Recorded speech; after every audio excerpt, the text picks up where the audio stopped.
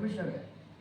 अब परमेश्वर से कोई ये नहीं कह सकता कि अरे भाई आपने तो पिछले नियम में मना किया था कि मोआब की जाति को नहीं लूंगा। परमेश्वर है वो भाई, ना उस पर आप केस ठोक सकते हो, ना आप उससे सवाल कर सकते हो। क्या करोगे उसका आप?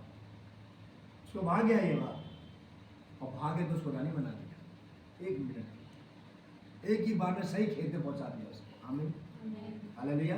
तो उसने तो मुझसे स्नेह किया है, इसलिए मैं उसको छुड़ाऊंगा। इसीलिए मैं उसको छुड़ाऊंगा। जब आप परमेश्वर के प्यार में बढ़ते हैं, परमेश्वर की आज्ञा में बढ़ते हैं, परमेश्वर के प्रार्थना में बढ़ते हैं, परमेश्वर से संबंध में बढ़ते हैं, परमेश्वर के वचन में बढ़ते हैं, परमेश्वर के वचन के ज्ञान में बढ़ते हैं, परमेश्वर के 9 फलों में बढ़ते हैं, तो परमेश्वर क्या करता है? आपको आपकी उन समस्याओं से, वो चाहे कुछ भी हो, उससे क्या करता है? धीरे धीरे छुटकारा देना शुरू करता है।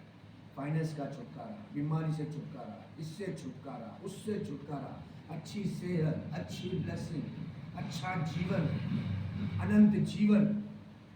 हालेलुया। कब? जब आप परमेश्वर को फॉलो करना शुरू करते हैं। हालेलुया। अब हम दानियल के 1 को पढ़ेंगे, दानियल 1 का 1 पढ़ेंगे। आपको पता है, मैं बहुतायत, यीशु मसीह ने बोला चोर चोरी करने, घात करने और नाश करने आया, परंतु मैं बहुतायत का जीवन देने आया हूँ। पुराने नियम में ये जीवन किसी किसी के पास था, अरे किसी के पास नहीं था। सही है? ये जीवन किसके पास था? ये जीवन दानियल के पास था, ये जीवन मूसा के पास था, ये जीवन यूसुफ के पास था, ये जीवन दाऊद के पास था। ये जीवन दाऊद के भाइयों के पास नहीं था, ये जीवन यूसुफ के भाइयों के पास नहीं था, लेकिन यूसुफ के पास था। ये जीवन दानियल के पास था, ये दानियल के 3 दोस्तों के पास था, लेकिन बाकी लोगों के पास ये जीवन नहीं था।